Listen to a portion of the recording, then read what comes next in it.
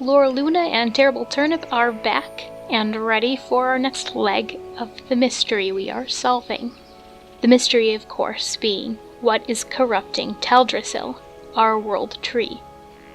Up to this point, we've discovered the gnarl pine tribe of furbolgs are a big part of the issue. And on a smaller note, little impish creatures have fell moss. Of course, anything involving the word fell can't be good. But where are they getting it? Is it growing here on the tree, or are they being given the fell drugs? We learned some of our history as night elves too. We learned we've lost our immortality because we had to sacrifice our old world tree Nordrassil to send the Burning Legion packing. We can see Starbreeze village from the road here. It was once a night elf village, but was overrun by the furbolgs. Furbolgs and night elves kind of go hand in hand. To be honest, most of the time they're angry, though the quest givers always seem to mention the creatures aren't always hostile. They're just easy to rile up, I guess, whether by nature's corruption or infringing on their territory. These ancient tree guardians that we see are all over the night elf towns and villages. They seem to be like minor sentinels, but they're actually wild gods. The wild gods are like the manifestations of nature, and many cultures refer to them differently. Wild gods is just the name the night elves use. The trolls use the name Loa, and the Pandaren call these manifestations August Celestials. All of these terms refer to the same type of demigod being formed from nature. So while these trees might seem like simple guardians, they have demigod status.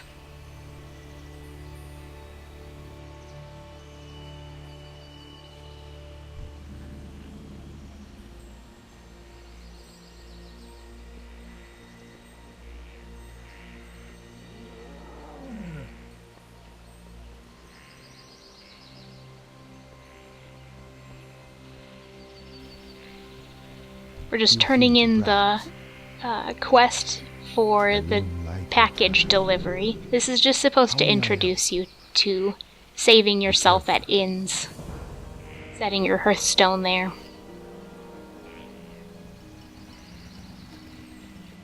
Let's head to the Moonwell for our next important lore quest.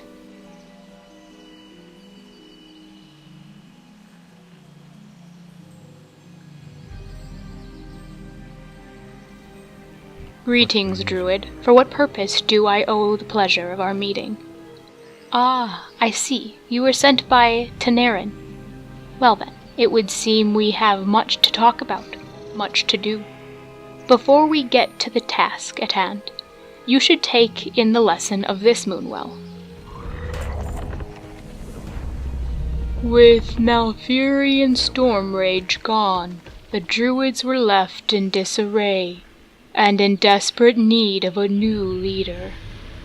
Archdruid Fandral Staghelm roused the Druids and convinced the Circle of Ancients in Darkshore that it was time for our people to rebuild. In an effort to regain immortality for our people, and with the approval of the Circle, Staghelm and the most powerful Druids grew Teldrassil, upon whose bows you now stand. Though we have our new home, our immortal lives have not been restored. I'm listening.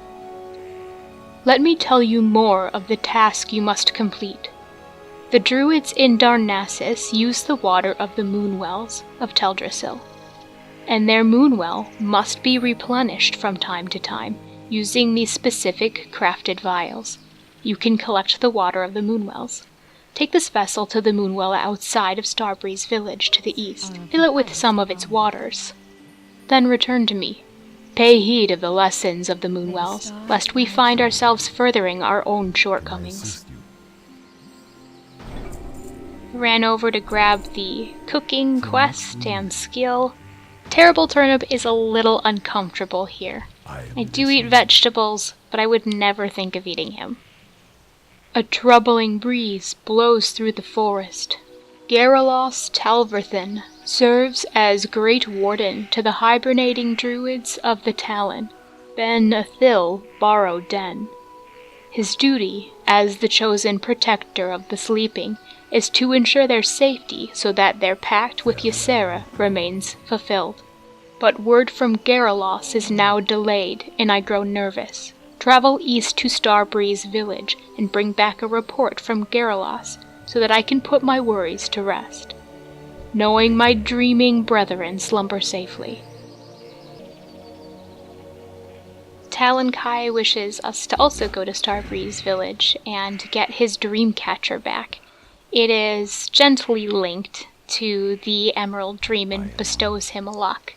He left it behind when he had to get out of the way of the Furbolgs.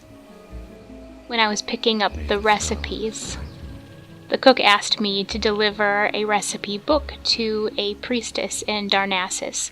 She used to live here, but has moved over to Darnassus to fill her priestly duties. We'll go to Darnassus and deliver the recipe book.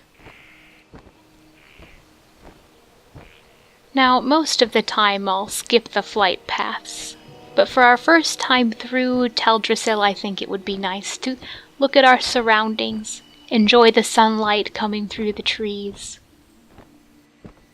It also gives us a peek of where we will be traveling further on in our journey here. The gates into the city are very neat looking.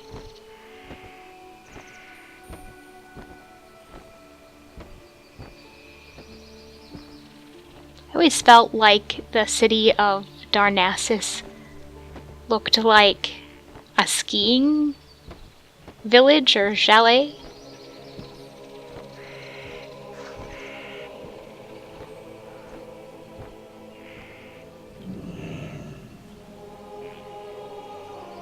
That purple tree thing is the portal to get to the docks. This is our priestess who wants the recipe book. She's very excited about it. She's planning on cooking some of the recipes tonight, and she sends us a thank you note to bring back to the cook. A shell for now.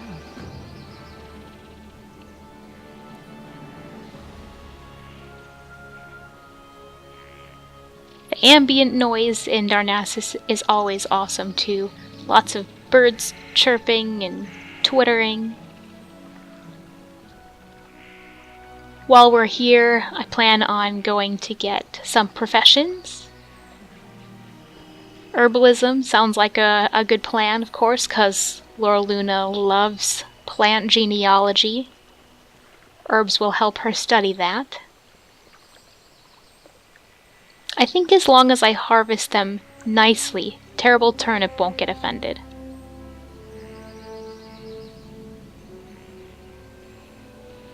Gotta love those critters. See, doesn't this look like a chalet? Love it. There's like wood arches and bridges. It's really hilly.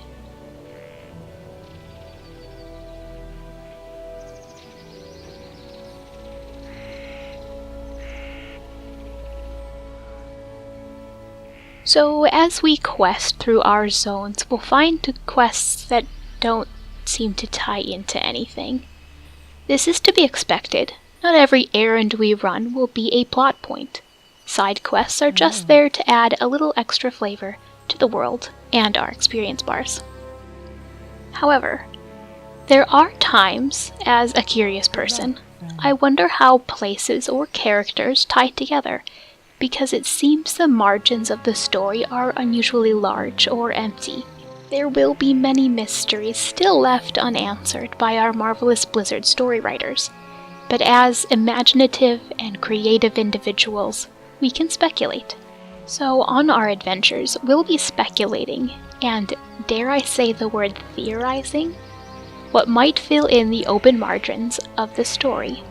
I'll call this portion of the video open margins, so everyone knows it's not official lore or story. So we'll be putting open margins at the end of the videos. That way those of you who find video game speculation and theory to be the fly in a cup of the marvelous succulent wine called World of Warcraft, you can avoid that portion of the video. As a warning, I have some speculations that will take place at the end of this video.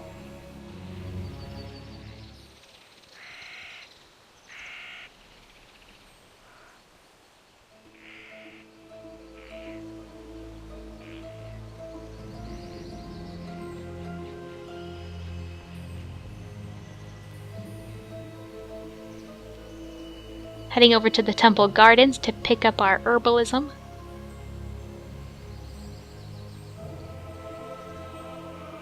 The architecture that we see here we'll see in a lot of the other ruins that we discover on our journey. Hello.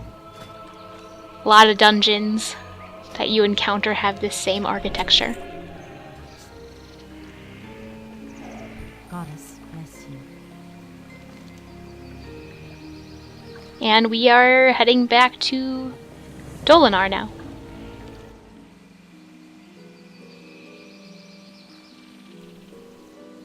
So this guy is a satyr. This is the first time Loreluna and Turnip have met a satyr. But Luna isn't that naive. She's read books up to this point, and knows that satyrs are always bad news. Eager for work, I see. Lucky for you, a day never goes by that I don't wish I had a fledgling druid to perform my bidding. You see, Loreluna, I can make you very happy, and provide you with things you never dreamed of having. But in order for that to happen, you must bring me certain items. My business in the forest often requires certain reagents. Fetch for me night saber fangs, strigid owl feathers, and swatches of webwood spider silk. Let's keep this our little secret, night elf. Satyrs were once night elves, you know. Then when we met the Burning Legion for the first time, some of us became corrupted by the demons. It twisted our night elf forms and into the creatures we now call satyrs. While there is so much behind this tragic story, it will have to wait until we confront the creatures on a larger scale. Loreluna knows that she's not strong enough to overcome this satyr right now. You're only level 5. So what we need to do is do some reconnaissance, we'll do his little quest that he sends us off to, and then we'll report him to the authorities. The Archdruid approached the dragons for their blessing, as the dragons had placed on Nordrassil in ancient times. But Nosdormu, Lord of Time, refused to give his blessing, chiding the druid for his arrogance. In agreement, Alexstrasza also refused Staghelm, and without her blessing, Teldrassil's growth has been flawed and unpredictable. Staghelm retreated to his enclave in Darnassus, ever seeking a new direction by which to bless Teldrassil and restore immortality to our people. Up to this point, we really haven't talked about the person giving us this lore. The Shade of the Keldarai. Now, that's kind of just a generalized spirit-like figure, but it uses the Night Elf's old name, the Keldarai. This is technically the name of their race in their original language. It means children of the stars, roughly translated as night elves.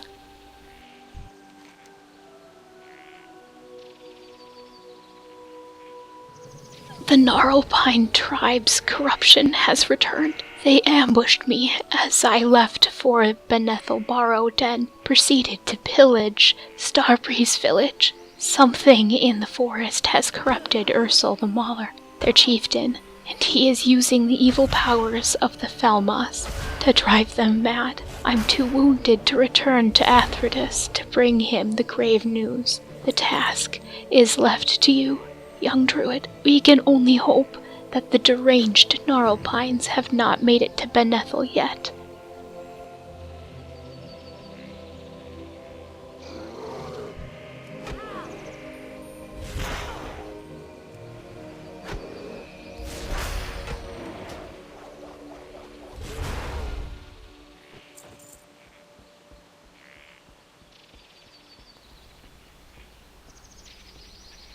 So this moonwell that we just listened to introduced us to dragons.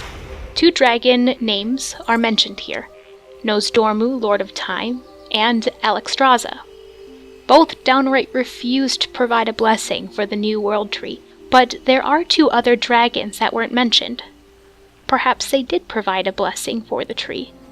Dragon Caligos provided ample magic, which perhaps fuels the moonwells on the tree, and Ysera, the dragon in charge of the Emerald Dream, who connected the tree within the realm of nature.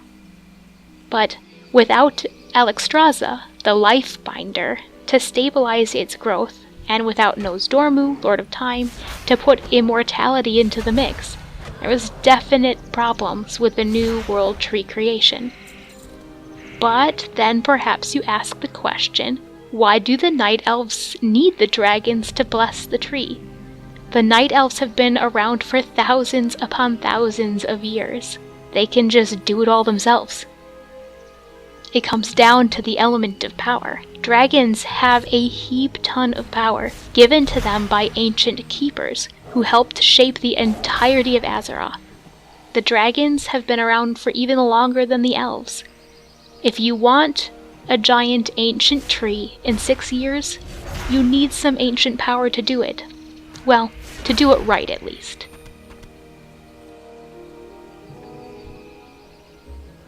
So we got Talon Kai's Dream Watcher, his little necklace that's tied to the Emerald Dream. The problem, it's missing the gem. The gem is the thing that's actually tied to the Emerald Dream. So now we gotta go fetch it. There's reports of one of the furbolgs having something glowy and shiny. The creature probably has no idea what he holds, so we gotta go fetch it. Let's also consider the history of the furbolgs, now that we're heading over into the village. It's a little mysterious. Bran Bronzebeard, who's a dwarf, believes they were created by the wild god Ursoc. He's a giant bear. But we learned in the book World of Warcraft Chronicle number 1 that the Jalgar are their ancestors. Who are the Jalgar, you ask? We don't know. There are no creatures in the game named that. So perhaps Ursoc made the Jalgar, who are described as being fierce bearmen, and then these creatures slowly became dumber and dumber, descending into furbolgs. It's hard to know why the Jalgar appeared to de-evolve, as opposed to evolve, like most of the other races in Azeroth. There might be hints as to why when we learn a little bit more about Azeroth's history as a whole. Have you been busy, little bee? Loreluna, I've been waiting for you to bring me what I need. Haha, well done indeed. Who would have ever guessed that I, Zen Foulhoof, would have a night elf do my bidding? Certainly not me. But so it goes. This beloved world of ours is full of surprises. 3 cheers for the naive and gullible. So, let's be honest, it was pretty worth it just to get that bag he gave us. But also, now it's time to report to the authorities. Turnip is feeling a little uneasy that this plot to tattle on him is going to work at all. The very fact that none of these people have recognized Terrible Turnip's lineage and the resemblance makes Terrible Turnip think they're not going to respond well to our good intentions when helping the satyr.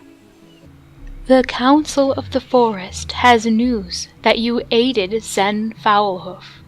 The satyr is an enemy of the forest.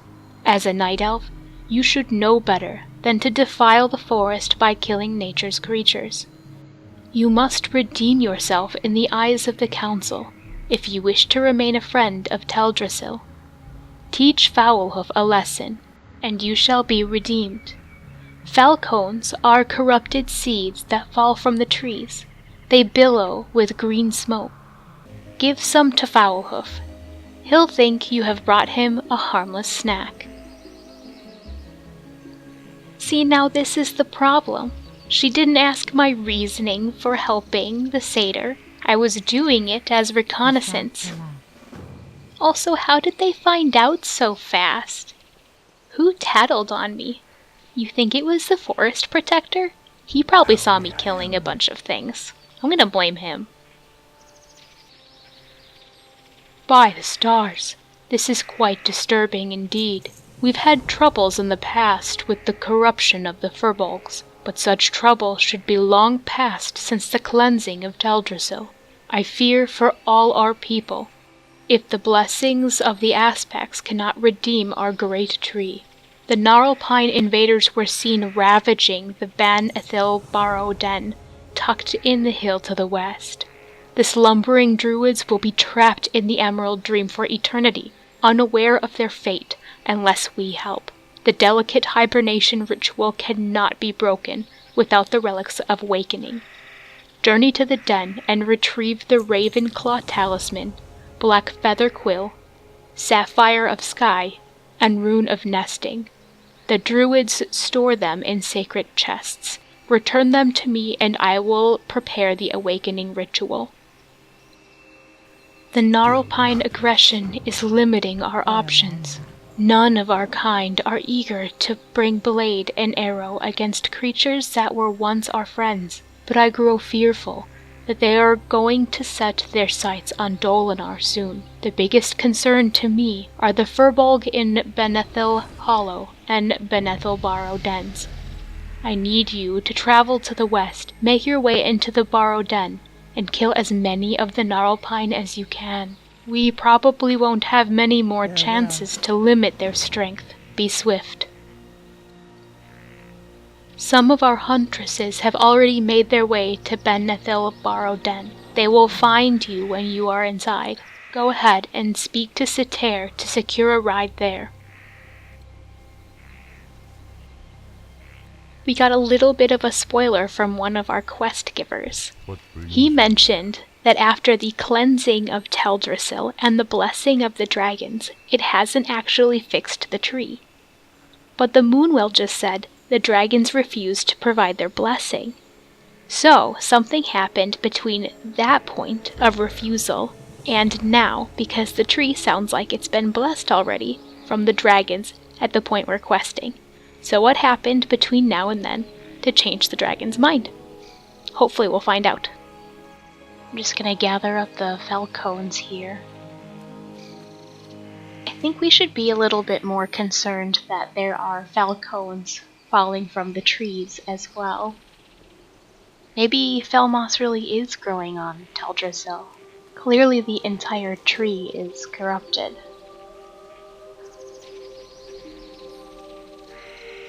But they're not having us destroy the falcons. We're using them. That's a little weird. Maybe they're not really from the Fel. They just resemble Felness because they leak green powder. And Fel demons are green?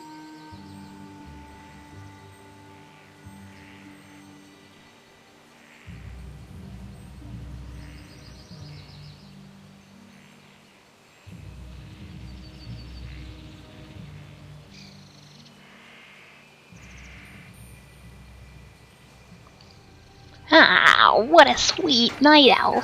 I knew you'd come in handy. Ribbit. No, this cannot Ribbit be. You have duped me with Ribbit. Your foul trickery. Ribbit. So, I tried to hide it. I didn't want you guys to see my chauffeur, but Loreluna's father was one that helped craft some fire-resistant armor, and he became very rich from raiders. So Loreluna has a very rich daddy who insists on sending a chauffeur with her in order to cart her around and protect her. Loreluna's pretty good at losing him, but sometimes he catches up and makes me ride in the basket.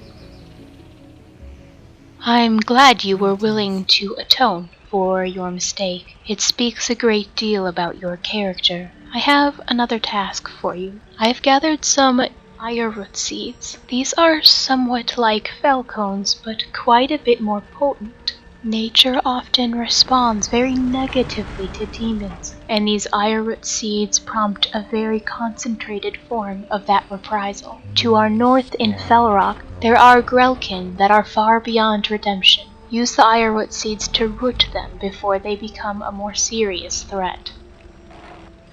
Now, we just turned in the gem that Talon Kai wanted for his dream catcher, but now he has a more interesting quest for us. I must warn you, Loreluna, this matter must stay between us. The satyr are enough of an embarrassment to us already, and this one is much too close to home. He is called Lord Melanus. He resides in the nearby cave of Felrock to the north, where he has gathered a large group of Grell warriors. His heart is black as night. He plots something most foul. You must find him within his nearby cave just to the north of you, and bring me his head. I just feel really suspicious that I'm supposed to do this in secret. What is Talon Kai trying to hide?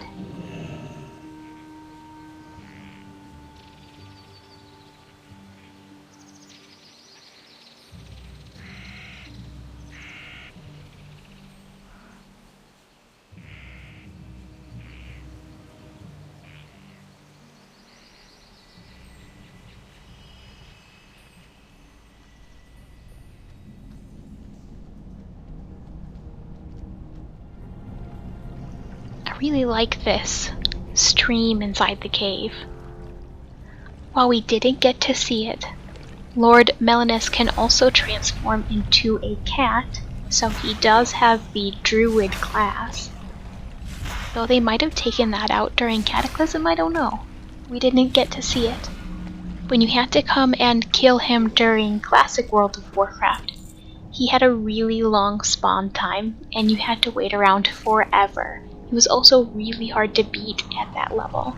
He had a damage over time ability that would just wreck you. He's a pretty big pushover now.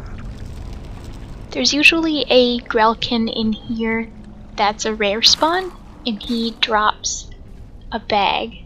I think I accidentally rooted him while I was walking around because I did end up getting the bag, which I found out when I left the cave. I also read somewhere that there might be a treasure chest in that pool down there. I never went in and got it though.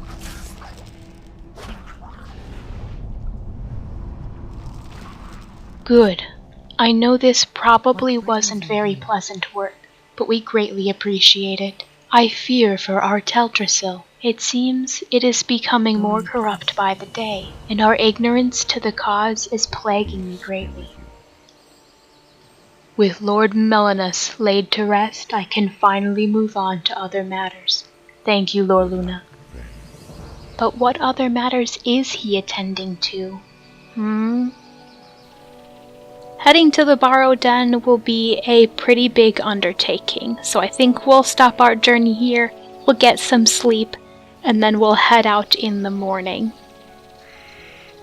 But of course, before we leave, let's take a look at our timeline again. We didn't fill much in regards to bubbles, but we did learn some more information behind the bubbles we already have filled out. We definitely learned that not everybody agreed with Fandral when it came to planting the new world tree, and not everyone is excited about the idea of night elves having immortality still. And while the game didn't tell us anything about the satyr's history, we did learn that the satyr race started back during the War of the Ancients, so we have a little bit more information attached to that timeline bubble as well. As Loreluna and Turnip fall asleep in Dolinar, they ponder the question: are we any closer to solving the mystery of Teldrassil's corruption? while our actual quests have only given us baby steps. No dragon blessings, gnarlpine furbolgs are corrupted and using Felmoss. There is a bigger plot afoot. Minor teaser, there is a corrupted night elf in our midst. I won't reveal who, to those of you who don't know, but this night elf has been plotting and corrupting. This night elf is most likely working with the satyrs on the tree, who have access to Felmoss, which in turn is corrupting the wildlife. This is the ultimate betrayal. The mysterious night elf most likely has allies. Time for open margins, that is, unproven speculation. What if Talonkai Swiftroot was a conspirator? He doesn't give us the quest to kill Lord Melanus until after we have helped Zen Foulhoof and gotten scolded for it. He also begs us to keep the request between the two of us. Why? If the satyr has an army of Grell in a cave, shouldn't the citizens of Dolinar be warned? But no, he wants a quick dispatch, and all of it to be swept under the rug. Luna conceives that Talonkai was working with Lord Melanus because they are both in cahoots with the corrupted night elf. Talonkai was in charge of keeping Lord Melanus concealed, but when Luna and Turnip get scolded and almost exiled for helping Zen Foulhoof, Talonkai gets cold feet and decided to quickly sever his ties with Lord Melanus. Needless to say, Loreluna will be having a fitful sleep with all of these dark, crazy thoughts swirling in her head. Let's hope she's up for the next few tasks in the coming days. Until then, Loreluna and Terrible Turnip are signing off.